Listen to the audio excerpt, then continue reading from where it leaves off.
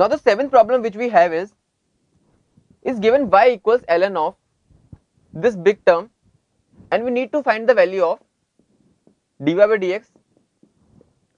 Now the beauty of calculus is we had the similar type of terms in an earlier problem also, and at that time we had tan inverse of under root 1 plus x square plus under root 1 minus x square upon these two terms in the denominator getting subtracted.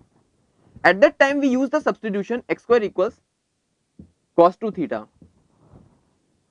We did this because we wanted to generate a tan theta type of term inside this tan inverse so as to get the final theta. But here we cannot do the same thing, x equals cos 2 theta, because it would make the question cumbersome. We could do the problem using the substitution x equals cos 2 theta, but it would be a bit longer. So we try for a different substitution. We use x equals sin theta. Now under root of 1 plus x is equal to under root of 1 plus sin theta.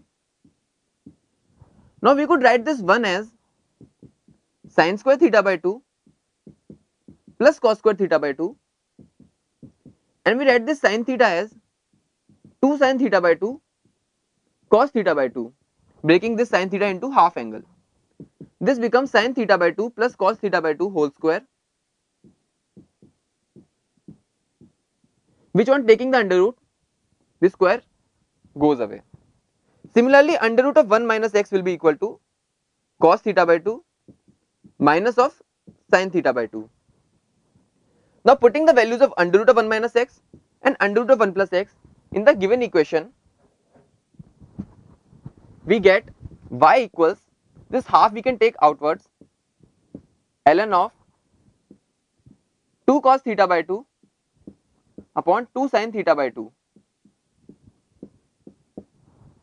which becomes half of ln cot theta by 2. Now we can very easily differentiate the whole equation, because now it has been converted into a simple equation in theta to get dy by d theta as half cot theta by 2 into differential of cot theta by 2, which is minus half cosec square theta by 2.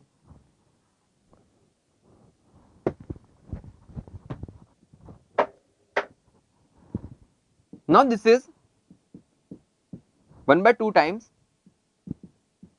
sin theta by 2 cos theta by 2, this is minus 1 by 4, and this becomes sin square theta by 2. So this becomes minus 1 by 2 times 2 sin theta by 2 cos theta by 2, which is equal to sin theta, and we had y equals, or rather x equals sin theta, so we get dx by d theta equals cos theta. Now we know that dy by dx is equal to dy by d theta divided by dx by d theta. This was our dy by d theta. So when we divide this by this, we get dy by dx equals minus 1 upon 2 sin theta cos theta. Now we need to give the final answer in terms of x and not in terms of theta, because theta was an assumed variable. We know sin theta is equal to x, so cos theta will be equal to under root of 1 minus x square. So our final answer will be equal to minus 1 by 2 times x into under root of 1 minus x square. So this was a substitution problem, and the thing which we learned from this problem was that same type of substitution does not always help in all the questions. So we need to check the question first, then analyze it, and then try out various different substitutions in order to get the final answer. So our final answer is minus 1 by 2x into under root of 1 minus x square.